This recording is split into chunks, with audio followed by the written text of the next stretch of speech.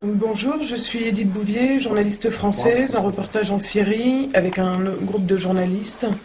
Nous sommes le jeudi 23 février, il est presque 15 heures de l'après-midi.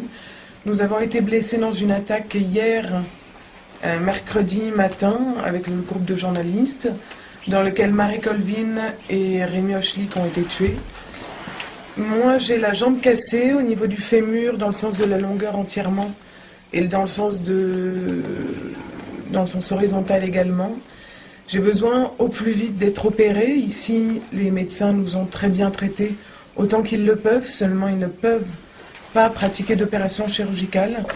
Donc j'ai besoin au plus vite de la mise en place d'un cessez-le-feu, d'une voiture médicalisée, ou en tout cas en bon état, qui nous conduise jusqu'au Liban, et d'être traité dans les plus brefs délais. هذه إيديت بوفير لديها إصابة بالفخذ الأيسر. هنالك انفصال في رأس الفخذ الأيسر عن جسم الفخذ، كما أن لديها انفصال جسم الفخذ نفسه إلى نصفين. هذا واحد. نحن لا نتحمل، نحن تم عالجنا إيديت بكل إن شاء الله بكل إنسانية، وقدمنا لها ما نستطيع. أقول كلمة واحدة، أن سلامة إيديت تتعلق بشيئين: بالقصف الصواريخ المتوالي ومئات الصواريخ التي تسقط علينا، اثنين خطر الصمة الشحمية التي ممكن أن تنطلق من الفخذ الأيسر، وهي إصابة قد تسبب الموت لها.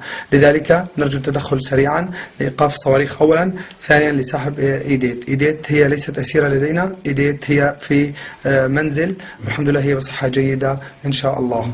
So the doctor is speaking about the medical situation of Edith. He tell us that her upper bones in the left or right, on the left side are cut, and it has a split or along her long bone. So she needs a medical care, which we don't have. Definitely. And mostly we are afraid of maybe, I'm not sure if the correct medical term, but if a clotting of grease which may cause her body to shock, or so she should be out of here immediately to have a suitable medical care. And here is her colleague William. William, you can explain and talk what is going on with Edith. Bonjour, moi je suis William Daniels, photographe. Je suis venu ici avec Edith Bouvier. On travaillait pour le Figaro Magazine, et moi je travaillais aussi pour Time Magazine. Et donc j'étais aussi dans le groupe hier quand il y a eu cette explosion. J'ai beaucoup de chance, moi j'ai rien. Mais ce qui est important, c'est Edith. Il faut qu'elle puisse être évacuée d'ici. Comme elle vous l'a expliqué, elle a une double fracture et elle ne peut pas être transportée très très facilement. Donc il faut absolument pouvoir sortir d'ici pour qu'elle puisse être opérée. Elle a besoin d'une opération chirurgicale. Voilà, mais le moral est bon. Elle est à la pêche, elle sourit. Donc voilà, donc j'espère que les autorités françaises peuvent nous aider au plus rapidement possible, parce que c'est difficile ici. On n'a pas d'électricité, on n'a pas beaucoup à manger, les bombes continuent de tomber. Voilà, je pense qu'il faudrait qu'on puisse sortir assez rapidement d'ici, mais par un moyen médicalisé. Medical.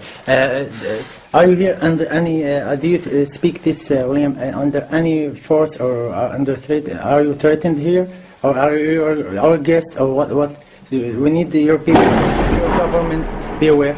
We need your people, your government, to know that we are doing my best, sure, so the Syrian government wouldn't be able to lie and to accuse us that we're. Okay. Sure. Yes. Dès qu'on a été, juste après l'attaque, on a tout de suite été transportés dans un endroit pour être soignés, et les gens d'ici nous ont très très bien soignés et continuent à s'occuper de nous. Ils nous ont transportés maintenant dans un endroit un peu plus loin de l'hôpital, parce que l'hôpital est visé par des bombes, mais les gens s'occupent de nous et viennent nous voir de temps en temps. On essaye comme on peut de communiquer avec l'extérieur, et c'est très dur. J'ai juste réussi hier à accéder à Internet en allant à l'autre bout du quartier.